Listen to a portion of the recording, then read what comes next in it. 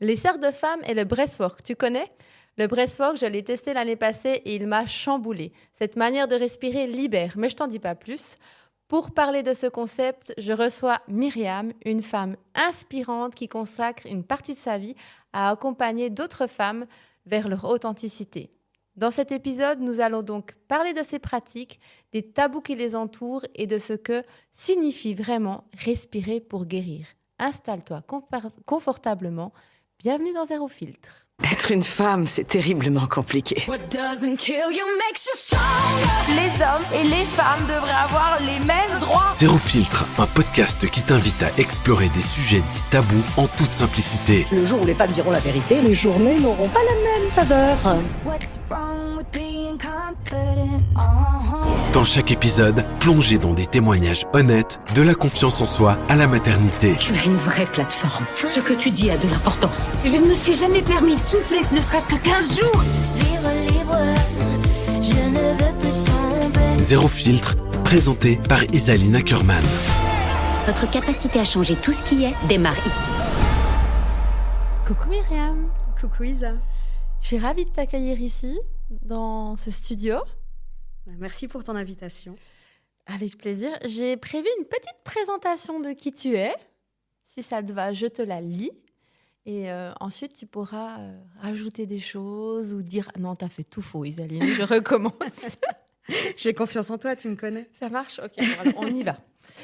Donc, tu es une femme aux multiples talents, animée par une passion profonde pour l'accompagnement et la transformation intérieure. Formée au chamanisme, à l'astrologie et au chant médecine, tu incarnes une approche holistique et bienveillante dédiée à celles et à ceux qui cherchent à se reconnecter à leur essence et à leur authenticité.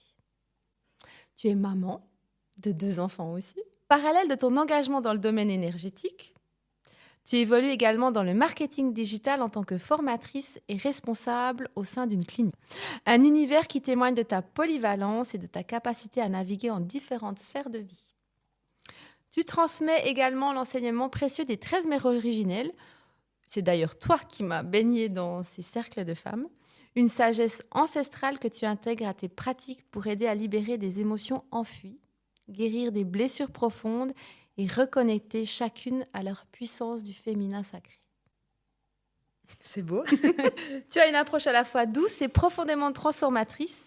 Tu m'inspires et tu inspires, je pense, celles et ceux que tu accompagnes à explorer leur intériorité et à embrasser leur propre chemin. Je suis vraiment ravie de t'accueillir ici et j'ai très envie qu'on lève le voile ensemble sur tous ces pratiques que l'on peut juger des fois ou qui sont entourées de mystères et de tabous et qui peuvent parfois susciter des craintes. Dans mon entourage, en tout cas, moi, j'en connais des gens qui ont peur de ces pratiques-là. Donc, grâce à toi, nous allons découvrir ce que ça peut apporter, les bienfaits et où ça peut nous mener. Je suis super contente parce qu'aujourd'hui, on est vendredi 13. Ben oui, on a fait exprès un peu, non? Évidemment qu'on ne pouvait pas changer de date. Non. Et donc, vendredi 13, pour moi, ça va nous porter chance et pas malheur. Et déjà, on peut démarrer sur une déconstruction du vendredi. Chaque jour de la semaine est en lien avec une planète. Ah. Et le vendredi, c'est Vénus. Et Vénus, c'est vraiment la déesse du divin, du féminin sacré et de la femme. Et le 13 fait le lien avec les 13 lunes qu'on a, plus ou moins une année sur 2, on va dire. Et ces 13 lunes, elles font vraiment écho à ce qu'on a à l'intérieur de nous, les femmes, à ce cycle lunaire, à ce cycle féminin, au cycle des saisons aussi.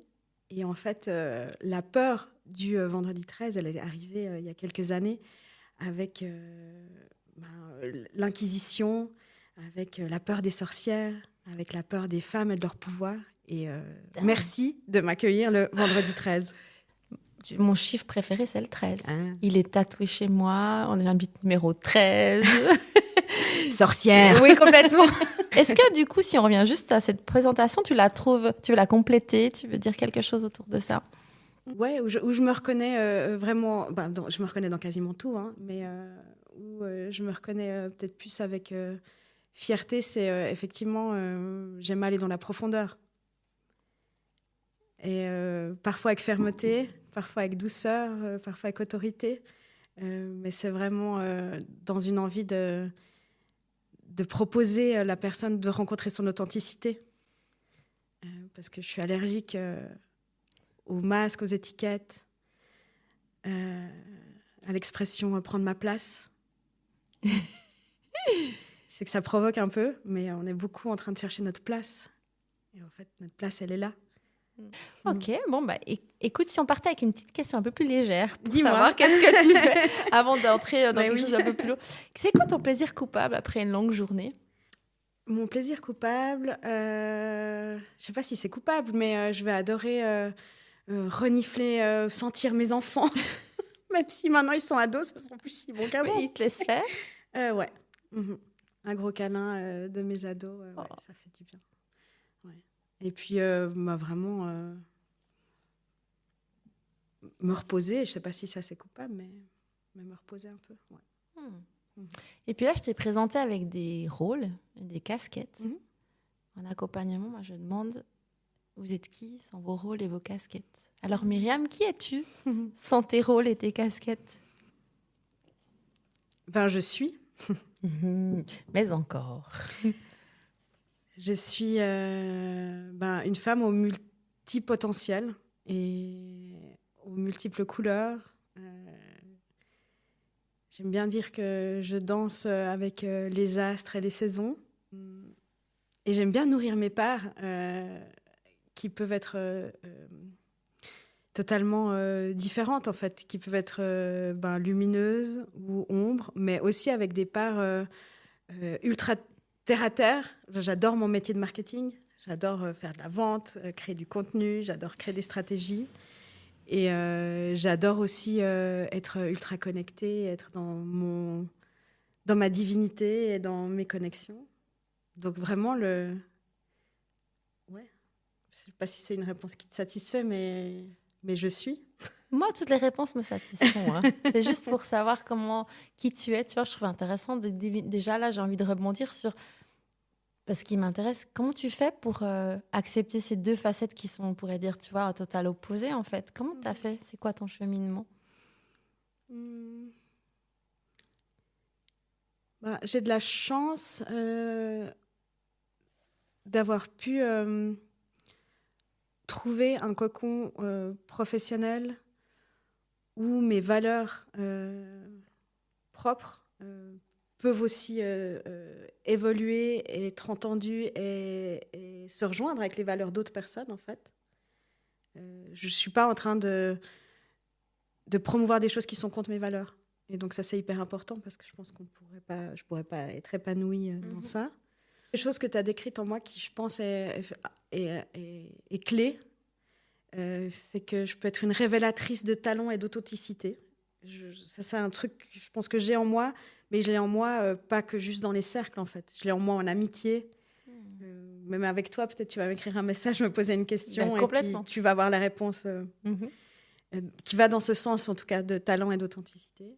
Je donne aussi des cours réseaux sociaux et quand j'ai des entrepreneurs ou des étudiants qui sont là, j'ai aussi envie de les guider vers l'authenticité et leur talent. Et en fait, je crois que c'est une valeur, pas une valeur, mais est-ce que c'est ma mission? C'est peut-être ma mission, j'en sais rien, d'amener ça. Et ce que j'ai compris il n'y a pas longtemps, c'est que ce n'était pas juste dans les cercles de femmes ou juste dans un soin ou juste au travail, mais qu'en fait, c'est une mission partout. Puis ça peut être autour d'un café avec une copine, de croiser quelqu'un dans la rue et lui dire quelque chose. Et voilà, c'est peut-être ça que je suis. Ah ouais, tu réponds à l'autre question. C'est intéressant. Mais tu l'as toujours eu, ça, ce côté-là? Tu l'as deviné en route? Quand c'est que tu as eu ce déclencheur? Mais je pense que c'est quand même quelque chose de ma nature profonde, de ma personnalité. Mais ça a pu me jouer des tours parce que trop franche ou trop impulsive ou trop authentique ou trop, c'est pas toujours bien pris. Et peut-être que moi-même, je le contenais aussi, parfois. Et par contre, là, j'ai commencé à comprendre, mais il n'y a pas longtemps. J'ai fait une retraite récemment et il n'y a pas longtemps que j'ai compris que cette mission ou ce potentiel d'amener les gens vers qui ils sont, il n'était pas juste dans une pratique thérapeutique, il était vraiment au coin de la rue. Et que ça, en fait, c'est trop cool. Et ça m'allège aussi mes épaules de me dire... Parce qu'on a envie de mener à bien des projets, on a envie d'organiser des choses, on a envie de structurer. Puis des fois, on peut avoir la déception que, je sais pas, une retraite, elle se remplit pas, une soirée, elle se remplit pas, etc. Et en fait, ça m'aide à sortir du « il faut que Mhm. ». Et puis que cette mission, elle est là, de nouveau partout.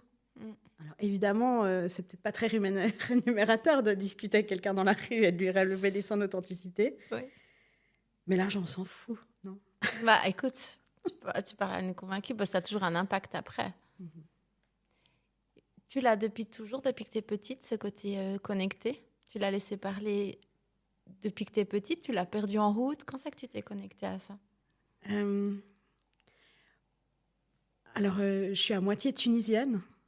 Mon père, il est tunisien. Et quand j'étais petite, j'allais tout le temps en vacances dans ma famille en Tunisie. Et il y avait parfois mon arrière-grand-mère qui était là, que tout le monde appelait la sorcière, qui était une femme berbère, tatouée, etc. Et effectivement, j'ai un peu des petits souvenirs, tu vois, un peu des flashbacks d'enfance, mais où quand on était malade, la sorcière, Mamati, elle venait, elle nous faisait peur en plus, tu vois, elle n'avait pas trop de dents, c'était vraiment une paysanne berbère de Tunisie, donc elle n'avait pas trop de dents, elle avait la poitrine sur la ceinture, elle avait toujours plus beaucoup de cheveux, des tatouages sur le visage, et puis elle venait vraiment, quand on était malade, c'était Mamati qui venait nous soigner, elle nous faisait des trucs avec je sais pas quoi, du sel, enfin, honnêtement je sais pas quoi, elle nous disait des choses, elle chantait, elle parlait. Et ça, c'était une première connexion. Moi, ça me fascinait. J'ai adoré. Mais c'est vrai que je n'ai pas pu tellement connecter avec ça puisque c'était une dame âgée et on ne parlait pas la même langue, etc. Donc là, c'était très présent en Tunisie, je dois avouer, sur mes terres d'origine. Après, vers 12-13 ans, évidemment, on aimait bien aller appeler les esprits au bord de la plage. Oh oui, ça me fait un souvenir, pardon. Tu vois, la truc de Ouija, là, Alors, où t'écris, tu oui, l'as fait aussi? Moi, c'était dans les miroirs à minuit, appeler les esprits, et pareil, mais pas au bord de la plage, dans les chambres de copines. Ouais, complètement. Alors, tu vois. Et en fait, je crois que ça s'est perdu. Je pense qu'à un moment, j'ai perdu la foi, en fait. Ah, intéressant. Ouais. Ouais. Il y a ma grand-mère de Tunisie qui est décédée. Il y a eu le divorce de mes parents, il y a eu 2-3 trucs comme ça. Et tu sais, c'est comme si j'avais perdu la foi. Et du coup, c'était plus intéressant de faire du shopping et de se bourrer la gueule à 16 ans. Team vodka Red Bull, oui. Martini, ici. Martini, oui, mais Martini maintenant. Vodka Red Bull à 16 ans. Ah ouais. Toi, c'était moi, Martini. c'est la même. Ah, c'est le Jura, ça. Exactement. Et du coup, ouais, je pense que j'ai perdu la foi. Mais tu vois, c'est aujourd'hui, en parlant avec toi, que je mets des mots là-dessus. Tu as eu une émotion Ouais, quand ouais, tu l'as dit. ouais. Et c'est revenu, peut-être même 20 ans après, tu vois. C'est une grosse pause, hein. Je pense au décès de ma maman, c'est revenu par le hasard des réseaux sociaux qui m'a amenée sur une formation de Reiki. Et je me suis dit, allez, départ. Et finalement, ces femmes qui m'ont transmis le Reiki, c'est des femmes médecines qui m'ont plutôt transmis le chamanisme. Et de ça, ça a rouvert un truc, ouais. C'est intéressant de voir qu'en fait, moi je trouve toujours, tu sais, quand tu parles des fois à des gens qui ne sont pas connectés ou qui ne sont pas encore dans ce cheminement-là, de voir qu'il y en a qui sont vraiment réfractaires et de constater que même moi, de par mon histoire, je n'ai pas tout le temps été non plus... comme toi, j'ai eu l'enfance, puis après, comme toi, j'ai comme perdu le contact, en fait. Et après, j'ai eu aussi un élément déclencheur qui a fait que je remets le contact. Et je trouve intéressant de voir que c'est des histoires qui se répètent un peu. Et ça donne de l'espoir. Des fois, quand je vois que les gens sont complètement réfractaires, je me dis, ah, mais il y a quelque chose après qui peut vous appeler à entrer quand même dans cet univers. Et à part ça, je pense que plus tu es réfractaire, presque plus tu es connecté au final. Ah, bah c'est peut-être... Ah ouais. Tu vois, comme si c'était un amour réel, je sais pas, un ouais, aimant. ou une peur, ou ouais, peut-être un aimant, effectivement. Mais moi, j'étais vraiment en mode, le chamanisme, c'est des gens qui s'habillent en peau de loup puis qui boivent leur pipi, tu vois. Enfin, c'est très intéressant que c'est toi qui dis ça maintenant. Tu vois, ouais, complètement. Ouais, t'avais des très croyances. Ouais. Ou des jugements. Plus des croyances, je pense que c'était des jugements. Et dis-moi, quel a été le moment où tu t'es dit, ça y est, je vais créer des cercles de femmes? Est-ce qu'il y a eu un moment déclencheur, un déclic? Ouais, il y a eu un déclic hyper clair. J'ai suivi la transmission des 13 mères originelles pendant une année. Mais peut-être, si tu es d'accord, je vais revenir sur comment je suis rentrée là. Parce que, en fait, ça a été un moment fort pour moi. Je suis allée à une session de présentation des 13 mères originelles. Et puis, bon, voilà, on nous a mis en contexte, un petit moment de respiration, arriver dans la salle, etc., fermer les yeux. Et en fait, il y a eu le premier bruit de tambour. Et en fait, peut-être, je ne sais pas si tu le sens, mais moi, ça m'a monté une émotion de malade. Et ça a résonné dans toutes mes veines, dans tout mon intérieur. Après, il y a eu le chant d'incantation des 13 mères originelles. Et là, j'étais comme connectée à quelque chose que je connaissais sans le connaître. Enfin, j'en ai pleuré. Là, ça monte, tu vois. Mm-hmm. Donc, il y a eu ça. Et ça m'a fait m'inscrire clairement à cette transmission. Et puis, dans ma loyauté, j'ai participé aux séances d'information pour les années suivantes. Et puis, à cette séance d'information pour les années suivantes, j'avais prévu de faire venir 3 ou 4 personnes, je crois. Et au dernier moment, les 3 ou 4 personnes ont annulé. Et puis, je me retrouve à cette soirée à Lausanne où je partage mon expérience, comment ça m'a transformée, ce que ça m'a appris, etc. Et puis, je dis tout d'un coup, en regardant dans les yeux une des femmes qui m'a transmis, il y a 4 personnes qui devaient venir, j'aurais adoré leur transmettre ça. C'est dommage qu'elles ne soient pas là ce soir. Puis elle me regarde un peu les yeux grands ouverts, puis dit « Ah, mais je dois peut-être créer mon propre cercle !» J'avais besoin de cette validation, de cette libération pour lancer le premier. Et ça, c'était déjà en 2020. Et voilà, je pense que en human design, je crois que je suis une personne qui a besoin de répondre. Je ne suis pas experte là-dedans. Mais apparemment, je fais partie de ceux qui doivent répondre et pas créer d'eux-mêmes. Et ça m'a fait du bien qu'on me dise « Vas-y », d'une certaine manière. Et donc, voilà comment c'est. C'est le déclic. C'était le déclic. Oui. Puis pour celles qui ne connaissent pas ce que c'est les cercles de femmes, est-ce que tu peux nous dire c'est quoi en fait? Parce que peut-être qu'il y a des croyances.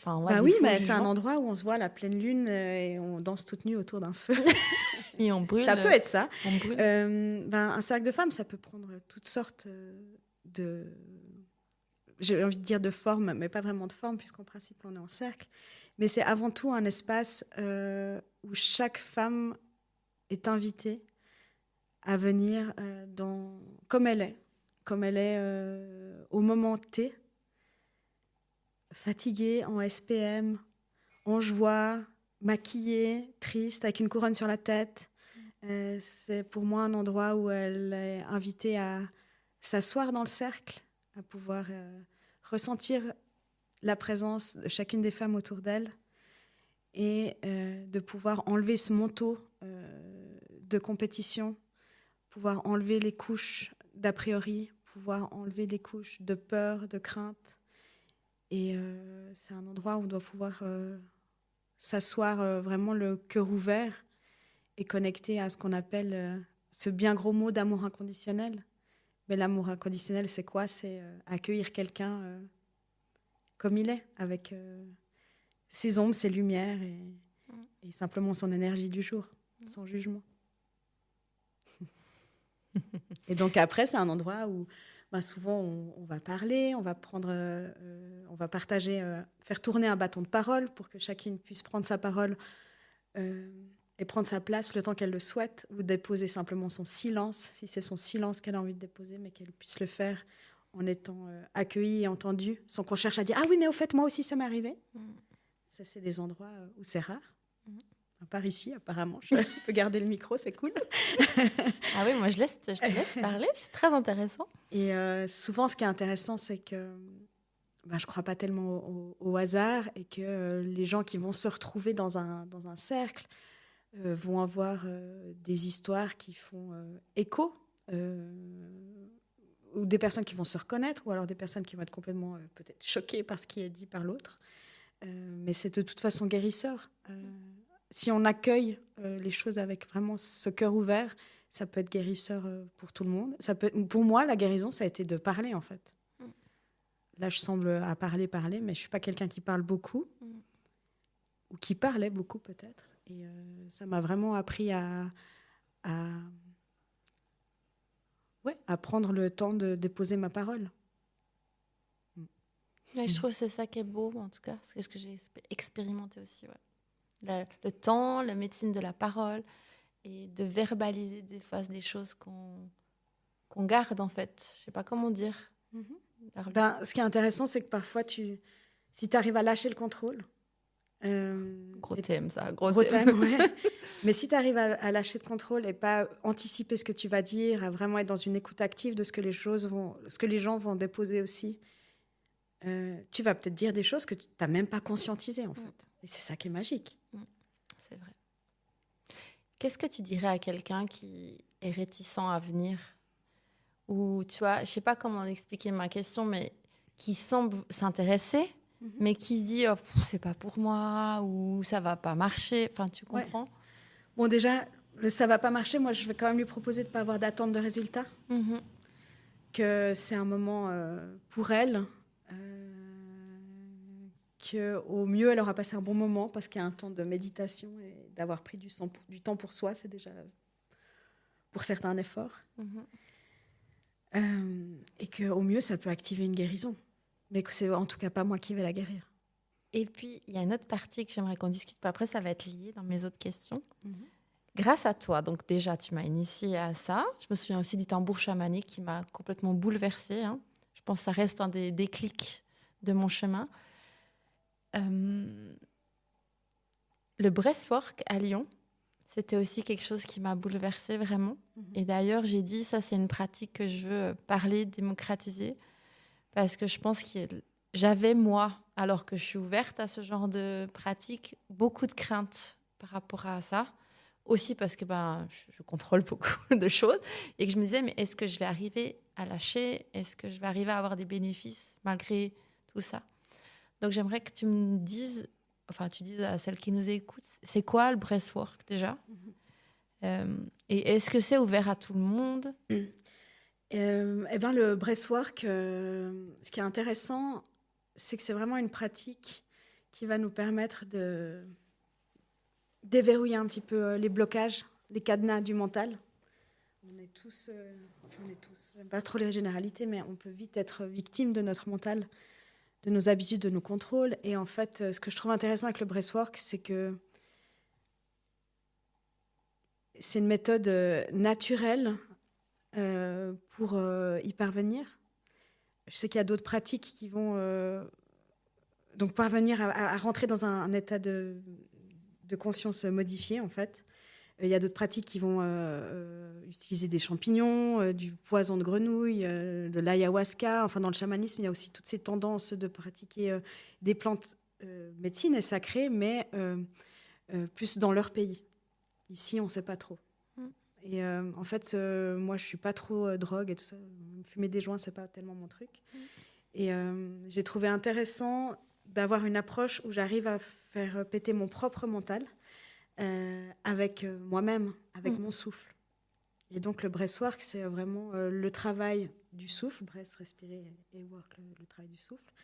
Et la méthode, il y a plusieurs modes et méthodes du breathwork en Suisse ou en Europe. Il y a la respiration holotropique, il y a le breathwork chamanique. Enfin, c'est pour moi un peu tout des noms et des étiquettes. Je pense que beaucoup de ces pratiques se rejoignent, mais la façon dont moi je l'ai reçue, c'est le breathwork alchimique où en fait on va travailler avec la musique en complément, de la musique très forte pour vraiment nous inviter aussi à quitter un petit peu le mental, avec une respiration qui est assez simple en fait. On inspire par le nez, on expire par la bouche, et en fait on le fait sans temps de pause. Et on part dans un genre d'hyperventilation qui va nous permettre vraiment, si on ose y aller, de lâcher le mental. Même le corps physique réagit un petit peu. On peut avoir un peu des fourmillements, on peut avoir un peu les mains qui se crispent en mode T-Rex. Mais l'invitation, c'est de ne pas avoir peur parce qu'on est justement encadré. Et puis, ça peut vraiment amener des libérations. Mais des libérations, enfin... Ouais, il faudrait, j'aime pas cette expression, mais l'idée, c'est de pas forcément voir le breathwork comme un truc où tu vas régler un problème incroyable. Ça peut, mais ça peut aussi simplement t'inviter à reconnecter à ton enfant intérieur et rigoler pendant 30 minutes. En fait, ou ça peut être simplement un voyage, si j'ai le droit de partager comment toi tu l'as vécu. Oh, bien sûr, vas-y. Un voyage qui peut être très intérieur, où nous, à l'extérieur, on se dit, est-ce qu'elle est en train de voyager ? Parce que même si on voudrait se détacher du résultat, on a envie de s'assurer que la personne passe un bon moment, mais qui, en fait, à l'intérieur, est ultra transformateur. Donc, il y a vraiment... ce qu'on dit souvent quand on lance une session de breathwork, c'est oser.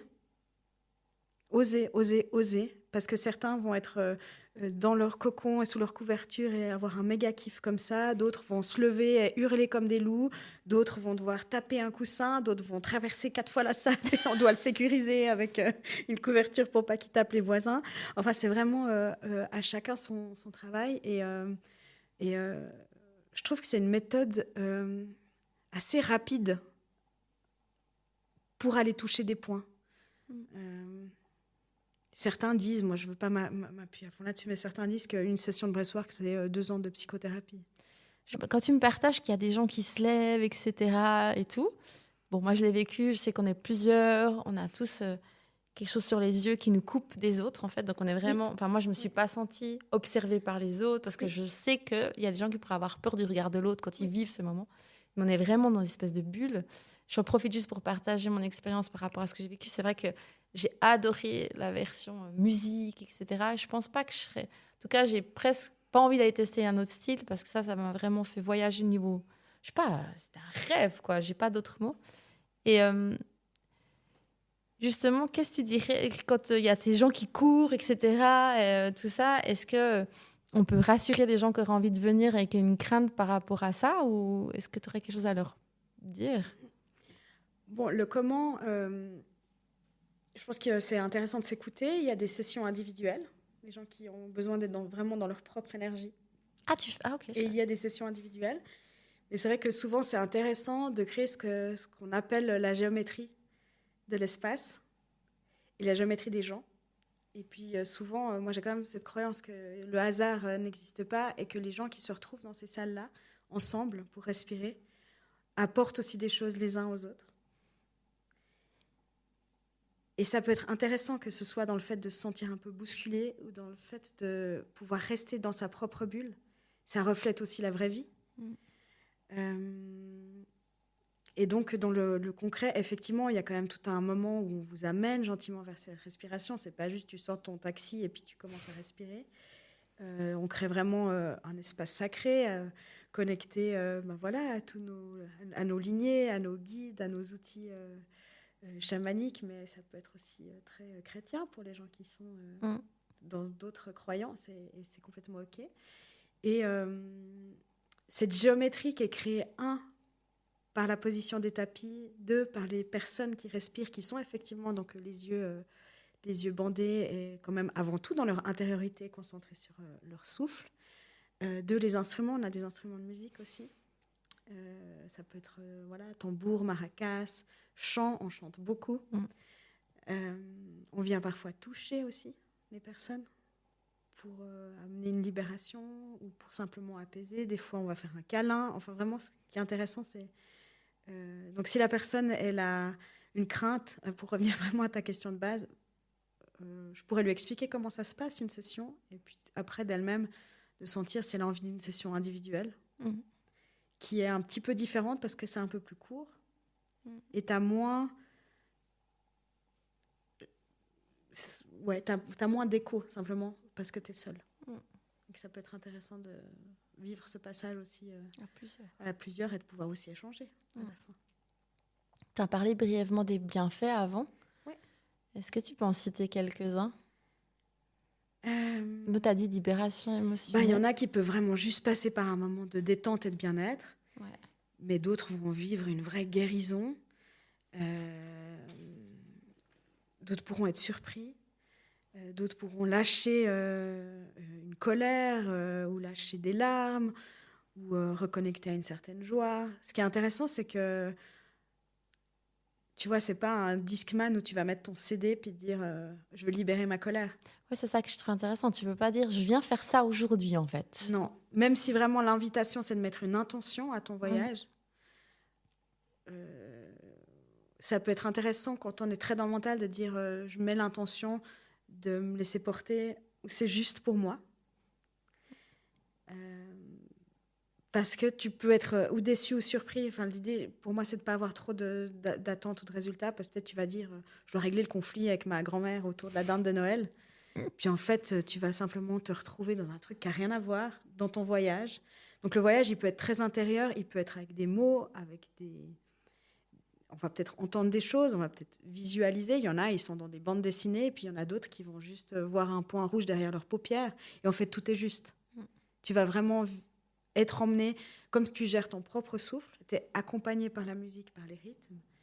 Mais ce que je trouve très beau dans la pratique du breathwork, en tout cas telle qu'elle m'a été enseignée, c'est que tu restes souverain de ton voyage. Si tout d'un coup vraiment ça devient trop dur, tu peux aussi respirer un peu moins fort ou arrêter de respirer puis te laisser aller dans autre chose. Cette souveraineté, pour moi, elle est intéressante. Et je crois que par cette souveraineté, tu vas justement aller toucher des choses que tu peux aller toucher, mais qu'on ne va pas t'emmener en catharsis dans un truc où c'est trop dur ou pas le bon moment de le régler. Parce que ce n'est pas l'espace de tout régler non plus. Tu peux avoir besoin d'un soutien thérapeutique, d'un soutien médical, etc. Et donc, le c'est pour qui, je crois que tu avais posé la question tout à l'heure, c'est pour qui. On fait attention quand même, s'il y a certains cas, on va éviter... Les antidépresseurs, on va poser la question. Selon le traitement, on ne va peut-être pas forcément y aller. Les gens cardiaques, on va faire attention aussi. Grossesse exclue. Oui, il y a toute une liste comme ça. Les épileptiques, on fait attention parce qu'on est vraiment sur de la musique très forte aussi. Avec la respiration, ça peut provoquer... Enfin voilà, il y a quelques interdits ou pas interdits. Peut-être justement quelqu'un qui est sous antidépresseur, on lui proposerait peut-être plutôt une session individuelle. Comme ça, on est 100% là pour la personne. Et pas quand on est en groupe, on en prend entre 6 et 8 pour un seul facilitateur. Et donc, voilà, on a moins de présence focusée sur une personne. S'il y a un cas de santé plus difficile, on préfère être sur un plus petit groupe, par exemple. Qu'est-ce qui t'a donné envie de faire cette pratique-là, de la compléter à tes cercles? Parce que sur moi, j'ai vu que c'était quand même bien de faire péter le mental. Je savais pas si tu avais envie de partager ton expérience. Qu'est-ce que toi, tu as vécu avec cette pratique-là? Je vais peut-être être un peu décevante, mais souvent, quand je me connecte dans ces espaces, après, je ne me rappelle pas. Non, c'est pas décevant, ça veut dire que ça t'appartient, en fait. Ouais. Je pars tellement... je me laisse aller, je me laisse porter, que du coup, quand je reviens, je ne me rappelle pas forcément. En fait, j'avais pratiqué les premières fois en Suisse et j'avais un peu souffert qu'on me force dans ma respiration. Oui, je comprends. Ouais, qu'on soit là à t'imposer le rythme, c'est ça que tu dis? Exactement, parce qu'il y a certains praticiens qui vont imposer un rythme et une puissance et qui sont vraiment en mode accouchement, quoi, au niveau du bruit. Et c'était être allé un peu trop loin pour moi. Et après, j'ai observé un petit peu ce qui se faisait et j'ai eu envie pour moi d'aller respirer. Sans forcément l'intention au départ, même si la formation est pour devenir facilitateur de breathwork. Notre formatrice, elle dit toujours, tu ne peux pas emmener des gens marcher sur les braises si tu n'as pas fait toi-même. Traverser toi-même. Et du coup, j'ai trouvé hyper intéressant de le vivre. C'est une formation intense et c'est une formation qui change ta vie, je pense. Et en fait, là, je me rends compte au quotidien, j'ai beaucoup de stress quand même. Mais de savoir avoir cet outil de respiration, sans forcément respirer 1h20 avec de la musique et tous les tralala, mais juste de pouvoir retourner à ton souffle qu'on a tous à l'intérieur de nous, c'est pas magique, ça? On n'y pense pas. C'est pas de la sorcellerie. Hein. Non, on n'y pense pas assez, en fait. Y a-t-il des malentendus autour du breathwork que tu aimerais déconstruire? Ouais, je pense que ce qu'on peut déconstruire sur le breathwork et un peu sur toutes ces pratiques énergétiques, c'est un chemin de guérison.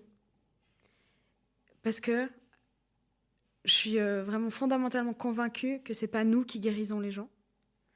Que ce soit en étant praticien breathwork ou en proposant un cercle de femmes ou en faisant un soin énergétique ou même en coachant comme tu le fais. On va vraiment pouvoir activer, réveiller le pouvoir de guérison de la personne qui se confie à nous, ou qui nous fait confiance en tout cas pour un processus, et qu'on a une partie de responsabilité dans notre parcours de guérison. Alors évidemment, je ne parle pas de santé, quoique, mais je ne suis pas assez experte, donc je ne veux pas aller sur la santé physique. Mais en tout cas, je pense que sur la santé mentale, qui a un impact sur la santé physique, on peut essayer de... C'est un peu tricky comme sujet, mais on peut essayer de déverrouiller en tout cas son parcours de guérison en acceptant une certaine part de responsabilité dans notre vie. Et je ne parle pas de culpabilité, je parle de responsabilité, de nourrir sa flamme, de nourrir sa foi, de nourrir ses rêves, d'activer des choses, les mettre dans la matière. On est quand même un peu responsable de tout ça. Ouais, moi je pense que c'est une clé, tu as raison. De retrouver sa responsabilité et son pouvoir. Moi je le dis en accompagnement. Moi je me mets en marche à côté de vous, je vous offre un chemin, mais si vous ne marchez pas, en fait, il ne va rien pouvoir se faire. Donc ouais, je te rejoins complètement. C'est assez difficile parce qu'en fait c'est un engagement envers soi et envers les autres. Et non, mais je trouve que c'est de plus en plus difficile. Tu vois, par exemple, la transmission des 13 mères originales qui se fait sur 13 rencontres. Je ne suis pas certaine de la relancer l'année prochaine, puisque les gens ont de la difficulté à s'engager. Et au fur et à mesure qu'on travaille, ça devient peut-être de plus en plus intense. Mais ce n'est pas moi qui force l'intensité, c'est ce qui est. Et peut-être tu le vis aussi en coaching, les gens... prennent peut-être peur, mais pas une peur d'outils, pas une peur de chanter avec les loups ou du tambour. C'est une peur d'aller à la rencontre de soi. Oui. Et puis c'est plus facile de dire je suis pas aimée, je suis née d'une césarienne donc je suis coupée de ma famille. Tout ça, tu l'as dit avant, je pratique l'astrologie. Et on a cette croyance que en fait, tu choisis ta carte du ciel et tu choisis l'univers dans lequel tu nais, etc. Et après, c'est pas toujours facile à entendre parce que quand il y a des maladies, des guerres, des deuils, des choses comme ça, tu te dis mais moi, j'ai pas choisi ça. Mais c'est que t'as à quelque part les épaules pour vivre ça. Et que, de nouveau, même si ça demande parfois vraiment beaucoup de courage, de résilience, je crois qu'on a à l'intérieur de soi les choses pour guérir ou avancer. Ou parfois renoncer, je peux l'entendre, mais qu'on ne peut pas se reposer que sur la culpabilité de son entourage. Donc en fait, ce que tu essaies de dire, c'est que de par les outils que tu transmets ou que tu as quand tu crées les cercles, ça, tu amènes les gens à se reconnecter à leur responsabilité et à leur pouvoir, en fait. Ouais, à leur pouvoir et leur souveraineté même. Parce que quand tu es souverain, tu es responsable, tu vois, quelque part. Donc en fait, quand on vient te voir, on fait le choix aussi. Enfin, quand on s'engage dans ces pratiques-là, c'est un peu comme en accompagnement ou j'ai envie de dire qu'en psychothérapie, on s'engage à aller regarder sous le tapis. Moi, j'aime bien dire qu'avoir la merde qu'on y a cachée, en fait, et assumer. Et ça veut dire, ça peut être inconfortable, mais en fait, c'est pour du confort plus tard. Ouais. Sauf qu'en chemin, c'est sûr, ça peut être désagréable un petit peu. C'est vrai. Le développement personnel, c'est assez cet oignon quand même, où tu enlèves des couches. T'enlèves des couches, puis à chaque fois que tu crois que tu as fini, non, il y a une nouvelle couche qui vient. Et puis en fait, des fois, alors je sais pas comment toi tu le vis, mais des fois, moi je le vis comme des fois, à chaque fois la crise d'après, elle est des fois un peu plus dure, mais plus intense et j'ai les outils pour les régler. Ça va plus vite, c'est vrai. Des fois, ça va plus vite. Mais c'est vrai que c'est pas des chemins, juste je bois du matcha et je fais du yoga en fait. Oui, ça c'est c'est le truc doudou, c'est le développement. Ça c'est doudou et il y a le développement personnel doudou qui peut être cool. Ouais, mais bon. Voilà, mais c'est vrai que dans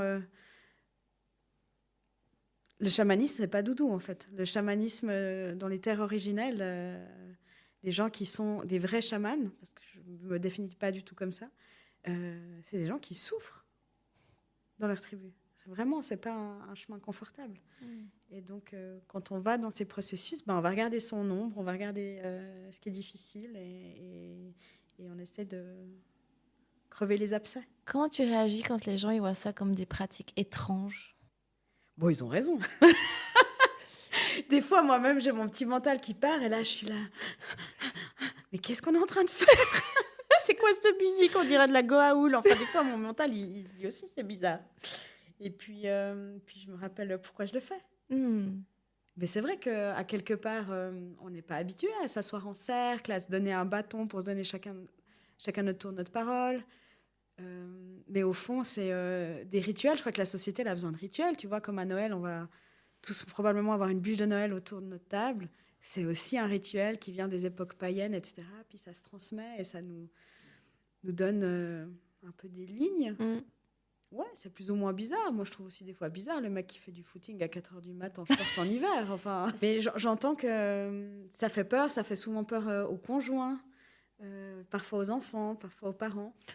Et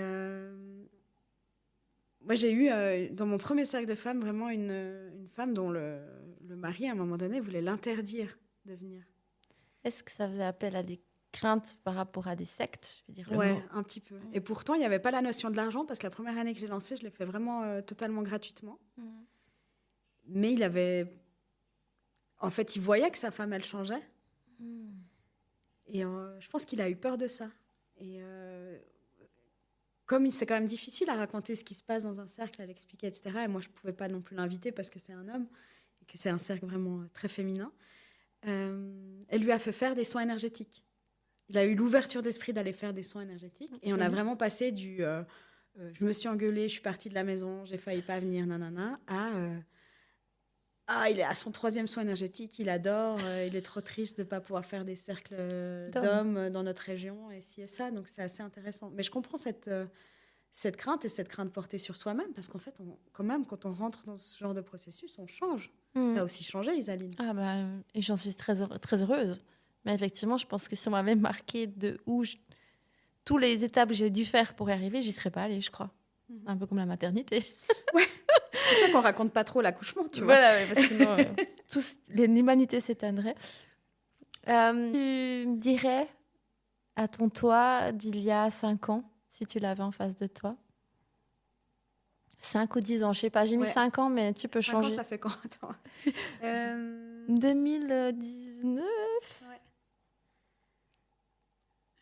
Ou peut-être d'avant avant ton déclic pour les cercles. Peut-être que, ouais, même peut-être déjà en 2019, et encore aujourd'hui, tu vois, je dirais tout est là, en fait. Tout est là. Vas-y, tout est là. Je trouve que...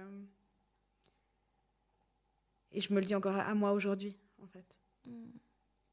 Parce que je peux nourrir ce besoin, ou cette croyance de ne pas être assez, et ce besoin d'être formée. J'ai fait honnêtement, j'ai fait une grosse boulimie de formation depuis 2017, encore plus avec le Covid qui nous a ouvert plein de formations en ligne dans tous les sens.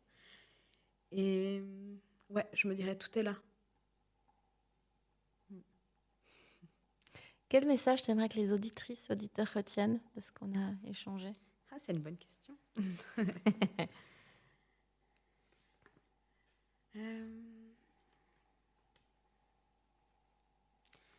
J'aimerais les inviter à regarder à l'intérieur d'eux ce qui est là. Regarder leur flamme intérieure, comment elle est. Si elle est toute petite, vacillante, ou si au contraire elle est dévastatrice. Comment apaiser cette flamme. Et qu'en fait ils ont vraiment souveraineté et pouvoir et puissance à l'intérieur d'eux, qui n'ont pas forcément besoin d'être validés par l'extérieur ou guéris par l'extérieur. Ouais. Est-ce que tu as des livres ou des ressources à recommander, des podcasts qui pourraient soit libérer la parole autour de ce qu'on a discuté, soit encourager les gens à venir, ou alors... Vraiment, une des premières recommandations, alors ça ne correspond pas tout à fait à ta question, mais je pense qu'une des premières recommandations, ça serait de faire son thème astral. Ah, ça c'est trop bien. Parce que je trouve que donc un thème astral, c'est une photographie du ciel le jour de sa naissance et à l'heure de sa naissance, au lieu où on est né. Donc il faut idéalement avoir sa date de naissance, son heure de naissance et son lieu de naissance. Ça permet de voir les positions qu'on a. Et puis le thème astral, c'est à ne pas confondre avec si vous allez gagner au loto demain ou si vous allez trouver un nouvel amoureux. C'est plutôt aller voir vos potentiels, vos défis et vos challenges dans la vie. Et en fait, moi, je l'avais fait, je crois que tu l'as fait aussi, Zaline. Ça permet un peu de se connaître, en fait, ou de mettre des mots sur des choses qu'on peut ressentir à l'intérieur de soi ou vivre quotidiennement. Et puis, tout d'un coup, pouf, pouf, pouf, ça met un petit peu des lumières et ça nous permet de mieux nous connaître. Donc, ce serait une première recommandation. Faites votre thème astral avec quelqu'un qui va vous... Pas en prédictif, plutôt en mode qui vous êtes. Et au niveau des podcasts, honnêtement, il y en a pas mal. Et là, je n'ai pas les noms en tête. Je suis désolée. Il y a évidemment celui que vous écoutez en ce moment, auquel il faut vous abonner et mettre 5 étoires. J'adore. Ça, c'est la déformation marketing. Désolée, c'est revenu. Très bien. Moi, j'aime beaucoup. Peut-être par rapport... Si, il y a un livre à recommander, peut-être par rapport au parcours hyper intéressant de comment quelqu'un est tombé, on va dire, dans cet univers de connexion, etc. Moi, j'aime beaucoup le livre Un autre monde de Aurore Wittmer, qui est une de mes formatrices. Et en fait, je l'ai adoré parce que je l'ai lu un peu... Enfin, c'est un journal intime. Et je me suis beaucoup reconnue dans ce parcours de travailler dans le marketing. Puis tout d'un coup, un déclencheur fait que je me connecte à d'autres choses. Ça peut être intéressant pour comprendre ce processus. Un joli exercice aussi, c'est sans rien acheter, à la maison, regardez votre bibliothèque, plongez dans un livre au hasard, trouvez avec votre doigt une page, une phrase, et là déjà vous aurez des messages. C'est beau, ça, on va regarder ça. Ouais. Bonne astuce. C'est encore mieux que les oracles. Ouais, des fois c'est intéressant parce qu'on est justement un peu dans cette mode quand même de la connexion. Il y a des oracles partout, même dans les stations essence en France, il y a des oracles. J'ai aussi envie d'amener cette croyance que toucher à sa foi, c'est pas forcément dépenser de l'argent. Ah oui, tu as raison. Évidemment, quand vous allez faire un soin énergétique, quand vous participez à un cercle de femmes, c'est normal de participer financièrement parce que la personne, elle a loué un espace, elle s'est formée, etc. Mais que vous pouvez vraiment vous connecter ce soir. Regardez quand elle a pleine lune, quand on n'est pas en direct. Regardez juste la lune. Regardez les étoiles, regardez la nature, les arbres. Tirez une phrase dans un livre. Tout est là. Merci pour cette précision. Parce que c'est vrai que ça fait du bien. Ça pourra encourager tout le monde à se connecter simplement. Et j'avais une avant-dernière question. Quels sont tes rêves pour, je sais pas, le cercle, le breathwork, ou alors est-ce que tu veux partager tes rêves personnels? Mais un de mes rêves, je crois que je l'ai déjà évoqué au début. Je crois que j'adorerais pouvoir clore ma vie professionnelle active et terrienne à 50 ans.